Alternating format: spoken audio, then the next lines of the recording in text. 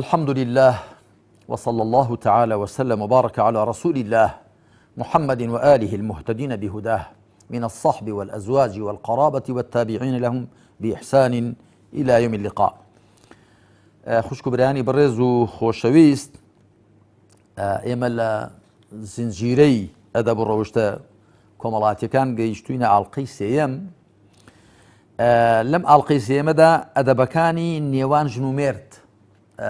باز دەکەین. ئەویش دیارە لە چەند بڕگەیەکدا. سەرەتا لە بڕگەی یەکەمدا باسی بناغەی پەیوەندیەکانی نێوان ژن و مێرد دەکەین. خوا سبحانه وتعالى لسورة الروم آيات 21 دا دفرميد ومن آياته أن خلق لكم من أنفسكم أزواجا لتسكنوا إليها وجعل بينكم مودة ورحمة إن في ذلك لآية لقوم يتفكرون. دفرميد لنشانكاني خوا سبحانه وتعالى لنشانكاني ناسيني خوا ناسرانوي خوا پروردگاريتي خوا أويك لخوتان أي پیاوەکان لە خۆتان هاوسەرانی بۆ هێناونەدی یاخود ئەی ژنەکان لە خۆتان پیاوانی بۆ هێناونەدی وەکو هاوسەر لیتەسکونوا ئیلەیها تاکو بەهۆی ئەو هاوسەرانەتانەوە هەم پیاوان بەهۆی ژنەکانیانەوە هەم ژنەکان بەهۆی مێردەکانیانەوە ئەو خژن و ئارامیتان بۆ بێ. وجعل بينكم مودة ورحمة وە لە نێوانتاندا خۆشەویستی و بەزەیی داناوە. إن في ذلك لآيات لقوم يتفكرون براسي لودا نشانة زور هن بو كسانك كبير بكنوا كواتا بناغي پەیوەندی نێوان ژن و مێرد لە ڕوانگەی ئیسلامەوە لە ڕوانگەی شەریعەتەوە ولا لە زکماک و فیتڕەت و خواڕستی مرۆڤەکانیشدا بریتێ لە چی؟ بریتێ لەوە کە هۆگری یەکدی بن و مای سوکنایی یەکدی بن، مای ئەو خژن و ئارامی بن بۆ یەکدی و پاشان یەکدیان خۆش بێوە و بەزەیان بە یەکدیدا بێ بۆ یەک بە پەرۆشەوە بن. لە سوورەتی ئەلبەقەرە ئایەتی 187 خوای پەروەردگار بەم شێوەیە پەیوەندی نێوان ژن و مێردمان بۆ وێنا دەکات. دەفەرمێ هن لیباس لەکم و ئەنتم لیباس لەهن. ئەی پیاوینە ژنەکان پۆشاکن بۆ ئێوە و ئێوەش پۆشاکن بۆ ژنەکانتان. وەکو چۆن پۆشاک مرۆڤ دەپارێزێ لەوە کە عیب و عاری بەدەرەوە بێ و پۆشاک مرۆڤ لە گەرما دەپارێزێ، لە سەرما دەیپارێزێ، لە زیان و زەرەر دەیپارێزێ، بە هەمان شێوەش ژن و مێردیش دەبێ عیب پۆشی یەکدی بن و دەبێ پارێزەری یەکدی بن و دەبێ قەڵغان و سوپەری یەکدی بن. ئەو کاتە پەیوەندێکی دروست و تەندروست و ڕێک و شەرعیانەیان لە بەیندا هەیە. ئەمە بەنسبەت بناغەی پەیوەندی نێوان ژن و مێرد. ئەنجا بێنە سەر ئەوە کە لە ئیسلامدا لە ڕوانگەی ئیسلامەوە ژن و مێرد ئەرک و مافەکانیان بەرامبەرن. واتە پیاو چ مافێکی هەیە ژنیش لە بەرامبەردا هەمان مافی هەیە و ژن چ ئەرکێکی لەسەر شانە لە بەرامبەر پیاودا پیاویش هەمان ئەرکی لەسەر شانە لە بەرامبەر ئافرەتدا. مەرجی نیە ئەرکەکان وەکو یەک بن بەڵام ئەرک و مافەکان بەرامبەرن. لا سورة البقرة آياتي 228 دخوا فرمي ولهن مثل الذي عليهن بالمعروف وللرجال عليهن درجة. آفرتان همان ما فيان هي لسر بياوان كهي بياوان لسر أوانا بلام بياوان بليشان بسر أوانا وهي كهندق لزانان وان ليك دعوتو واتدبي بياوان هولدن بو جنكانيان شاكتر بن وكل جنكان بو أوان. هذه كمان ليك دعوتو وللرجال عليهن درجة أو درجة قوامية واتسر برشتكن مشور خوارني خزان عايدي بياوه كوش أركل سرشاني أنجا أرشي بياو بتايبت لبرامبر آفردا ياخد شونيتي معاملي بياو لقل آفردا خوي برجار آواده فرميه الرجال قوامون على النساء بما فضل الله بعضهم على بعض وبما أنفقوا من أموالهم. پیاوان سەرپەرشتیارن بەسەر ئافرەتانەوە بەهۆی ئەوە کەخوا هەندێک لە پیاوان و ئافرەتانی بەسەر یەکدیدا هەڵبژاردووە. واتە هەندێک سیفەتی بە پیاوانداوە لە ئافرەتاندانین، هەندێک سیفەتیشی بە ئافرەتانداوە لە پیاواندانین و بەهۆی ئەوە شەو کە پیاوان لە ماڵی خۆیان خەرج دەکەن، مارەی دەدەن، بژیوی ماڵ و خێزان پەیدا دەکەن، بۆیە پێویستە پیاویش سەرپەرشتی و مشورخۆری لە چوارچێوەی خێزاندا بە ئەستۆ بێ. ئەمە لە ئاەتی 34 سوورەتی النساءدا. لە ئاەتی هەر لە سوورەتی نساء ئاەتی 19دا خوا بە پیاوان دەفەرمێ وعاشروهن بالمعروف فإن كرهتموهن فعسى أن تكرهوا شيئا ويجعل الله فيه خيرا كثيرا. پیاوەکان بە چاکە مامەڵە لەگەڵ ئافرەتانداندا بکەن، لەگەڵ ژنەکانتاندا بکەن بە چاکە، بە شێوەی پەسەند. ئەگەر ڕقیشتان لە شتێک بوو، سیفەتێکیان تێدا بڕقتان لێ بوو، نزیکە جاری وا ڕقتان لە سیفەتێکیانە، بەڵام چەندان سیفەتی دیکەی چاکی تێدا هەیە، خێرێکی زۆری تێدا هەیە. جا خۆگەر پیا و سیفەتێکی لە ژنەکەیدا بەدڵ نەبێ، خۆژنیش ژنەکەش لە بەرامبەردا سیفەتێک یاخود زیاتر لە پیاوەکەیدا هەر بەدڵ نییە، بەڵام دەبێ یەکدیان بە نوقسانی و بە کەموکوڕیە و قبوڵ بێ و هەوڵدەن کەموکوڕیەکان یەکدی چارەسەرکەن، نەک کەموکوڕیەکان یەکدی بکەنە بەهانەی شەڕ بە یەکدی فرۆشتن و لێکتۆران و پشت لێکدیکردن و سەرنجام لێکجیابوونەوە. ئەوە بەنسبەت ئەوە کە چۆن دەبێت پیا و مامەڵە لەگەڵ ئافرەتدا بکە. ئەدی ئافرەت دەبێت چۆن مامەڵە لەگەڵ پیاودا بکە. هەر لە ئاەتی 34 سوورەتی النساءدا خوا ئەوە باسی ئافرەتان دەکات، دەفەرمێ فالصالحات قانتات حافظات للغیب بما حفظ الله.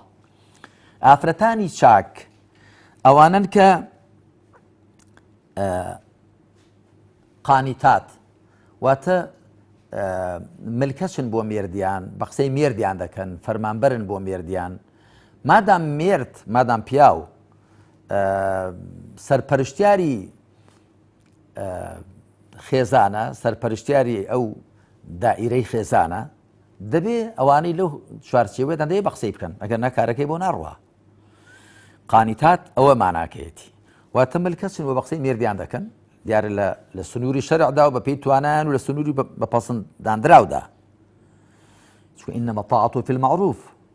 فەرمانبەری بۆکردن تەنیا لە سنووری پەسەنددایە و پاشان لە سنووری توانادایە. فالصالحات قانتات ئەوە تا مێردیان لە ماڵە بە قسەی مێردیان دەکەن، ڕێزی مێردیان دەگرن. حافظات للغیب کە مێردیان لە ماڵ نییە، کاتێک کە پەنهانن پارێزەرن، هەم بۆ خۆیان، هەم بۆ ماڵی مێردیان، هەم بۆ سومعە و کەرامەتی مێردیان. بما حفظ الله، وەکو چۆن خوا سبحانه وتعالى مافی ئەوانی پاراستووە، ئەوانیش مافی مێردەکانیان دەپارێزن. ئەمەش چۆنێتی مامەڵی ژن لەگەڵ مێردیدا. بینە سەر بڕگەیەکی دیکە ئەرکەکانی ژن و مێرد لە چوارچێوەی خێزان و لە چوارچێوەی ماڵدا. پێغەمبەر عەلەیهی سەڵات وسەلام وەکو یاسایەکی گشتی دەفەرمێ ئەلا ئینە لەکم عەلا نیسائیکم حەقا وەلینسائیکم عەلەیکم حەقا. ئەمە ئیبن ماجە هێناوێتی، هەروەها تیرمودی هێناوێتی و بە صەحیحی داناوە. دەفەرمێ ئاگادار بن، ئێوە مافتان بەسەر ژنەکانتانەوە هەیە، ژنەکانیشتان مافیان بەسەر ئێوە هەیە، واتە هەر یەکلایەنە نییە. مێردیش هەیە بەسەر مێردیش مافی بەسەر ژنەوە، ژنیش مافی هەیە بەسەر مێردیەوە. مافی پیا و دیارە ئەوەیە کە باسمان کرد کە ئەو ئافرەتە لە چوارچێوەی خێزاندا بە قسەی مێردی خۆی بکە، ڕێزی بگرێ و کاتێک لە ماڵەوەش نییە سومعە و کەرامەتی و ماڵ و سومعە و حورمەتی بپارێزێ. مافی ژنیش لەسەر مێرد ئەوەیە کە پێشتر باسمان کرد بە چاکە مامەڵەی لەگەڵدا بکە و ڕێزی بگرێ و پێداویستیەکانی ژیان و گوزەرانی بۆ دابین بکە، وەکو خوای پەروەردگار دەفەرمێ وعلى المولود له رزقهن وكسوتهن بالمعروف. ئەوەی منداڵەکە پاڵ دەدرێتە لای ئەو، نەسەبی دەچێتە لای ئەو، نان و بژی و نەفەقەی ماڵ و خێزان ژن و منداڵەکان لەسەر ئەوە. هەروەها لە ڕووی نیشتەجێکردن و دابینکردنی جێگە و ڕێگەوە ئەسکنوهن من حیث سەکەنتم من وجدیکم، ژنەکانتان لە شوێنێدا نیشتەجێ بکەن کە لە تواناتاندا هەیە، واتە جێگە و ڕێگە دابینکردن و بژی و پەیداکردن و بەرگ و پۆشاک و دابینکردن ئەوە ئەرچێکە لە ئەستۆی پیاودایە، چ بۆ ژنەکەی چ بۆ منداڵەکانی کە دەبێ وەرکە ڕاپەڕێنێ و مافی ژنەکەیەتی لەسەری کە بیژێنێ و پێداویستەکانی بۆ دابین کە بۆی ئەو ئافرەتە دەست بەتاڵ بێ و دەستخاڵی بێ، مەجای هەبێ بۆ ئەرچی دایکایەتی و کابانێتی بەنسبەت ئەرچی سەرەکی ئافرەتەوە لە ماڵدا بریتێ لە دایکایەتی و کابانێتی وەکو خوا دەفەرمێ والوالدات يرضعن أولادهن حولين كاملين لمن أراد أن يتم الرضاعة دایکان منداڵی خۆیان شیر پێدەدەن 2 ساڵی تەواو بۆ هەر کەسێک کە ویستی ماوەی شیر پێدان تەواو کە 2 ساڵە ئەگەر نادەشگونجێ وەکو لە درێژە ئاەتەکەدا هاتووە دەشگونجێ لە ماوەی کەمتر لە 2 ساڵ ئەو منداڵە لە شیر ببڕێتەوە کەواتە ئەرچی سەرەکی ژن لە ماڵدا بریتێ لە دایکایەتی و کابانەتی کردن و ڕاگررتنی ئەو ماڵە و دروستکردنی هێلانە و جێگە و ڕێگەیە کە خۆی و مێردەکەش و منداڵەکانیشی تێدا پشوو بدەن و تێدا پەروەردە ببن و تێدا ئیسراحەت بکەن دەتوانین بڵێن ئەرکەکانی ژن و مێرد دەبن بە 3 جۆر یەکەم ئەرکە هاوبەشەکانیان وەکو یەکن دەبێ هەردووشیان یەکدیان خۆش بوێ ڕێز لە یەکدی بگرن بەستەیان بە یەکدیدا بێتەوە پێکەوە هاوکار بن پێکەوە ڕاوێژکار بن بە تەنگیەکەوە بن و هەتا کۆتایی عەبدوڵای کوڕی عەباس دەڵێ من خۆم بۆ هاوسەری خۆم جوان دەکەم وەکو چۆن هاوسەرەکەم خۆی بۆ من جوان دەکا یعنی زانیوێتی کە خوا دەفەرمێ وەلەهن مثل الذي عليهن بالمعروف ئەوەش دەگرێتەوە ئەرکە تایبەتیەکانی پیاو کە گوتمان بریتین لە دابیکردنی بژی و جێگە و ڕێگە و پۆشاک و سەرپەرشتیکردنی خێزان و پاراستنی خێزان ئەرکە تایبەتیەکانی ژنی بریتێ لە دایکایەتی و کابانێتی و ماڵداری و ماڵڕاگرتن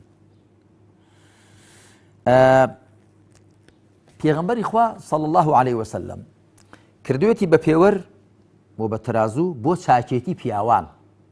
دەفەرمێ خەیڕوکم خەیڕوکم لأهله وأنا خەیڕوکم لأهله ئەمەش ئیبن ماجە هێناوێتی و ئەلبانی لە ئەسیسی لە ساحێدا هێناوێتی باشترینتان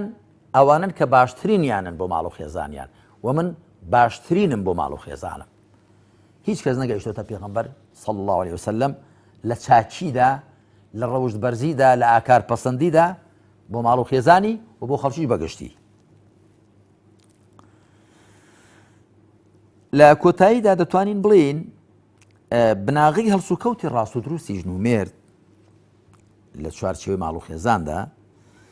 ئەوەیە کە یەکدی چاک دەرەکەن نەک هەر کامێکیان بێ ئەوی دیکە بێنێتە سەر شێوەی خۆی خوا سبحانه وتعالى کۆمەڵێک سیفەتی بە پیاو داون کە پیاوەتی پیاو دەیان خوازێ کۆمەڵێک ئەرچی سیفەتیشی بە ژن داون ژنایەتی ژن دەیان خوازێ خوا سبحانه وتعالى بۆیە جیاوازیشی خستۆتە نێوان ئەرکەکانی ژن و مێرد ئەرچی مێرد ئەرچی پیاو زیاتر لە دەرەوەی ماڵە ئەرچی ئافرەت ژن زیاتر لە چوارچێوەی ماڵدایە یعنی ئەگە تۆ تەماشای ئافرەتکەی هەر ئافرەت دەتوانێت دایک بێ هەر ئافرەت دەتوانێت شیر بدا بە منداڵ هەر ئافرەت دەتوانێت منداڵداری بکە وەکو فیتڕەت و زکماک وەگەر تەماشای پیاویشکەی تەماشا دەکەی کارە قورسەکانی کە پیاو دەیان کا لە دەرێ بە ئافرەت ناکرێن خوای پەروەردگار دەنگێکی گڕ و جەستەیەکی ماسوول کاوی و بەهێزی داوە بە پیاو ئەو هیچ پەیوەندی نییە بە پەروەردەی دینیەوە و هیچ پەیوەندی نییە بە پاشخانی دینیەوە فیتڕەتەن و جیبیلەتەن پیاوان بەهێزترن لە ئافرەتان بۆیە ئەو ئەرکانەی کە لە دەرەوەی ماڵ ئەنجام دەدرێن ئەرچی ڕوبەڕووبوون لەگەڵ سەرما و گەرما و پەیداکردنی بژی و ڕوبەڕوون لەگەڵ مەترسیەکاندا زیاتر ئەرچی پیاون و ئەو ئەرکانەی کە لە چوارچێوەی ماڵدا ئەنجام دەدرێن کە زیاتر پەیوەندیان بە خێوکردنی منداڵ و ڕاگررتنی ماڵەوە هەیە کە ئەویش پێویستی بە جەستەیەکی نەرموناسک دەنگێکی نەرموناسک عەتف و سۆزێکی زۆر ئەو ئەرکانە شەریعەتەن و فیتڕەتەن بە ئافرەت سپێردراون جا ئەگەر بێت و هەر کام لە پیا و ئافرەت باش سروشتی خۆیان بناسن و باش ئەرکە شەرعەکانی خۆیان دەربکەن و هیچ کامیان چاوی لەوە نەبێ ئەوی دیکە وەکو خۆی لێ بکە چونکە ژن نابێتە پیا و پیاویش نابێتە ژن و ژنایەتی ژن نوقسانی نییە وەکو پیاوەتی پیاویش فەزیلەت نییە بەڵکو ئەوەی فەزیلەتە ئەوەیە کە هەر کامێکیان باشتر ئەرچی سەرشانی خۆی ڕاپەڕێنێ ئەگەر ناپەیوەندی نێوان پیا و ئافرەتێ پەیوەندێکی تەکاملی تەواوکاری بێ نەک من لە بەرملیەک دی بنێن ئەمە باشترین پێوەرە بۆ ئەوە کە پیاوان و ئافرەتان مامەڵەیەکی ڕاست و دروست بەیەکەوە بکەن. هەڵبەتە باسکردنی ئەمە شوێنی تایبەتی دوێ، بەڵام ئێمە لێرەدا زیاتر باسی ئەو ئەدەبانە دەکەین کە ژنوێر چۆن پێکەوە مامەڵە بکەن. خوا بە لوتف و کەڕەمی خۆی یارمەتیماندا هەم پیاوان هەم ئافرەتان کە بەو شێوە کە شەریعەت دیاری کردووە بە ئەرشی سەرشانی خۆمان هەڵسینە چوارچێوە ماڵ و خێزاندا و لە چوارچێوە کۆمەڵگادا. صلى الله على محمد وعلى آله وصحبه أجمعين والحمد لله رب العالمين.